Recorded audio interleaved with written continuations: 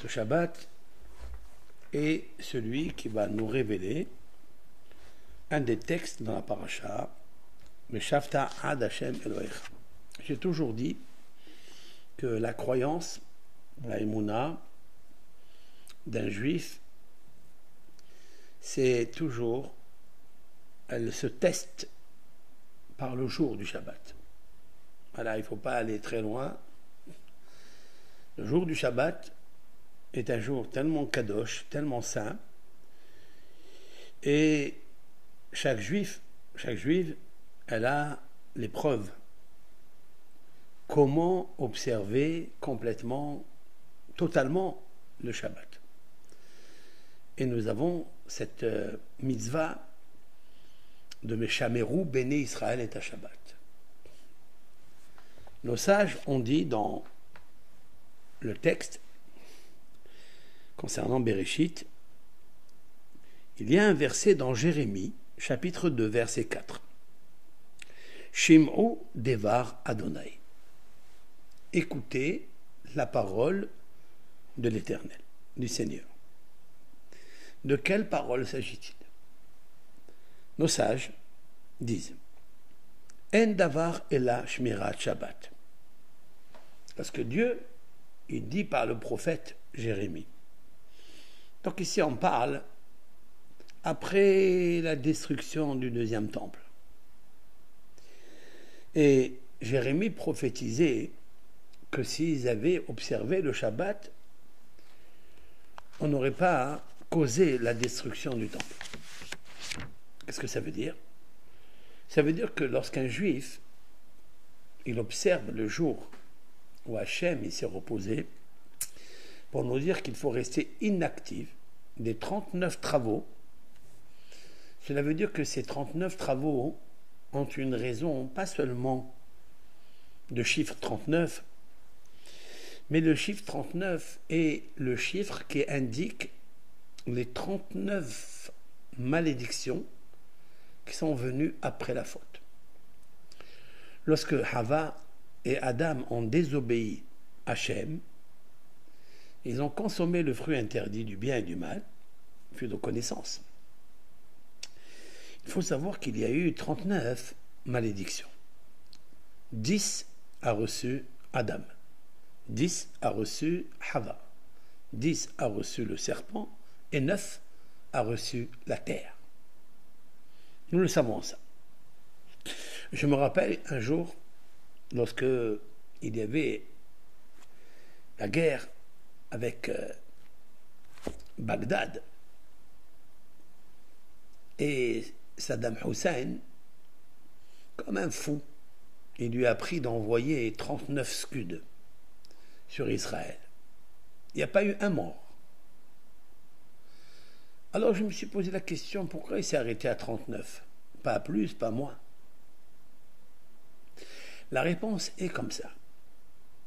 C'est lorsque le peuple d'Israël, il protège les 39 travaux du Shabbat. Dieu, il le protège des 39 scuds.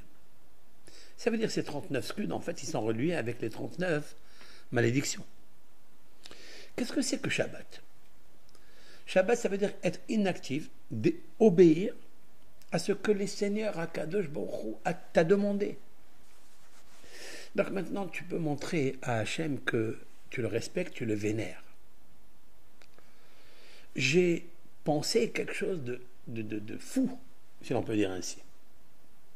Que oui, la création du monde, elle est créée par la vénération du Shabbat. La vénération du Shabbat.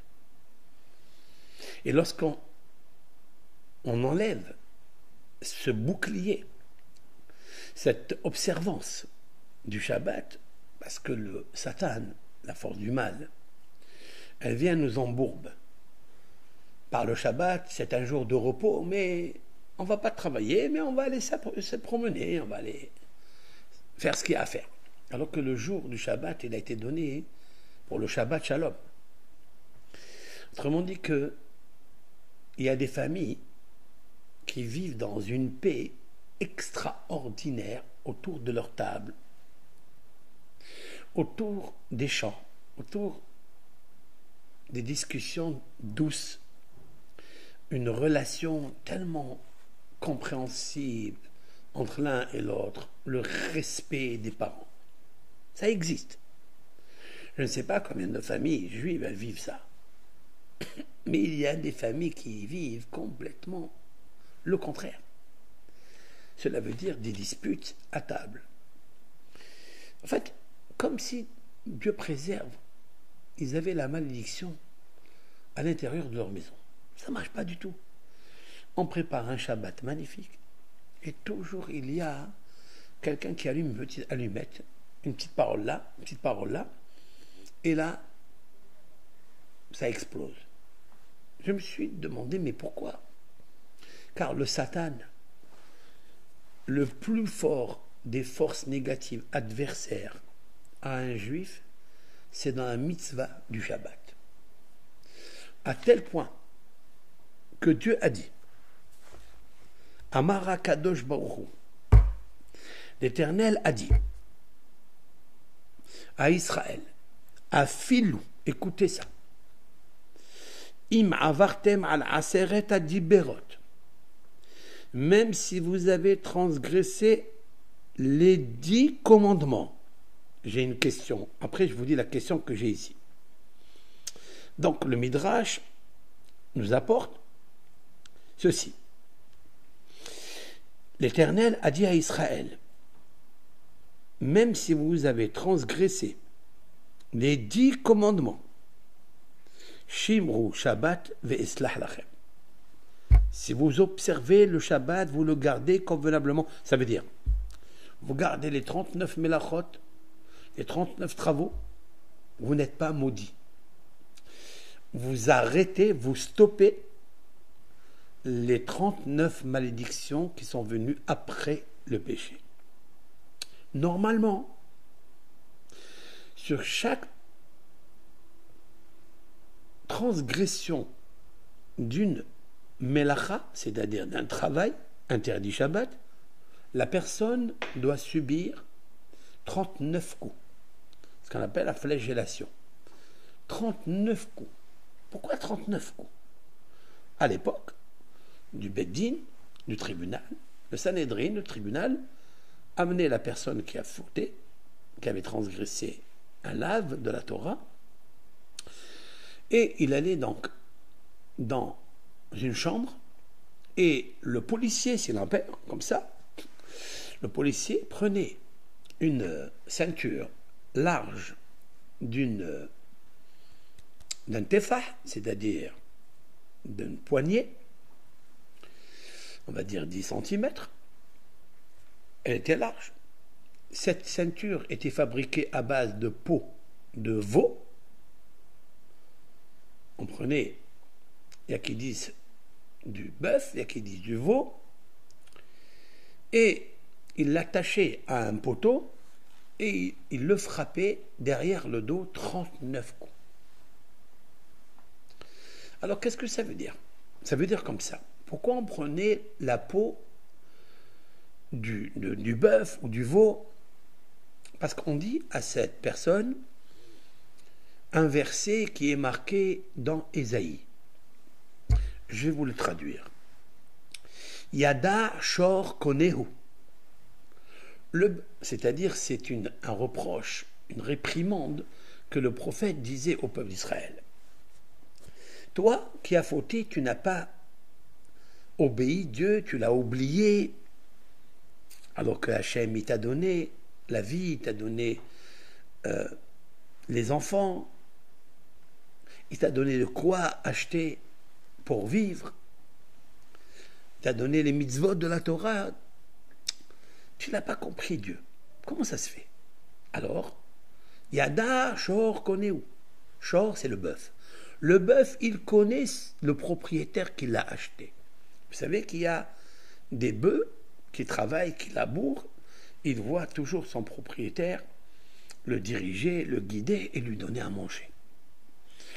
Lorsqu'il a fini du travail, il sait où son propriétaire lui pose la nourriture pour qu'il se restaure. Il prend des forces, qu'il se repose, et puis il recommence. Yada, Shor, Koneu. Koneu, ça veut dire celui qui l'a acheté. Vahamor evus be'alav. L'âne, il n'a pas assez d'intelligence pour comprendre que le propriétaire l'a acheté. Il pense que la crèche, là où il mange, il pense que c'est ça l'auteur de sa vie. C'est ça son patron. Ça veut dire que la crèche est la nourrice de cet âne. Donc, Échaïa, Ésaïe dit, le bœuf connaît son propriétaire. L'âne pense, comme il n'a pas assez de discernement, il pense que la crèche est son propriétaire, et la nourrice. Israël a ami Lohid Bonen. Israël, il ne me connaît pas et il n'a pas réfléchi. Qu'est-ce que j'ai fait pour lui? C'est la raison pour laquelle on prend la ceinture de bœuf et elle fait 10 cm et on le frappe sur le dos comme si on lui disait: pourquoi as-tu oublié Dieu? Tu es moins intelligent et reconnaissant qu'un bœuf qui connaît son patron, son acheteur, un âne qui au moins reconnaît que la crèche où il mange, c'est sa nourrice. Et toi, ami, toi, mon peuple que j'ai fait sortir d'Égypte, à qui j'ai donné la Torah, à qui j'ai suivi et j'ai sécurisé pendant 40 années dans le désert, j'ai fait rentrer en Eretz Israël. Tu ne penses pas, tu ne réfléchis pas. Alors on prend la ceinture de bœuf à 10 cm. 10 cm, ce sont les 10 commandements. Les 10 cm, c'est les 10 séphirotes. Alors Dieu, il dit, je vais te frapper sur le dos parce que tu as tourné le dos à Hachem. Au lieu de lui donner le visage, tu lui as montré le dos. Dieu, il lui dit, donne-moi ce dos. Et là, je vais te frapper 39 coups parce que tu me rappelles que tu fais partie de Adam Arishon et Hava et le serpent et la terre qui ont été sanctionnés de 39 scuds. 39 malédictions. Comment on éradique, comment on enlève? Grâce à quoi? Il dit à Kadosh Baruch Hu, écoute, tu ne me connais pas. Ok, tu m'as oublié. Tu as fait l'idolâtrie. Premier commandement, c'est je suis l'Éternel ton Dieu. Tu ne sais pas qui je suis, c'est pas grave. Tu as adoré des idoles, c'est pas grave. Tu as juré en vain, c'est pas grave. Tu as pas honoré ton père et ta mère, c'est pas grave. Tu as commis l'adultère, c'est pas grave. Tu as tué, c'est pas grave. Tu es convoitise, c'est pas grave. Tous les 10 commandements, c'est pas grave. Mais au moins, observe le Shabbat. C'est tellement puissant. Qu'est-ce qu'il y a dans le Shabbat? Ce Shabbat, nous devons prendre sur nous de réfléchir vraiment, au moins au niveau du bœuf. Au moins. Il connaît son propriétaire. Pourquoi moi je ne connais pas mon auteur, mon géniteur, alors que je sais que je parle, je suis intelligent, je suis sage? Pourquoi je ne transmets pas à mon cœur la faculté de la sagesse pour qu'il puisse quitter la station de l'imbécilité et arriver à une station d'altitude avec l'aide de Hachem pour s'élever et comprendre Dieu qui lui a tout donné. Kadosh Baruch Hu dit à Israël, même si vous avez transgressé les 10 commandements, Shimru Shabbat ve'Islah lachem, j'explique.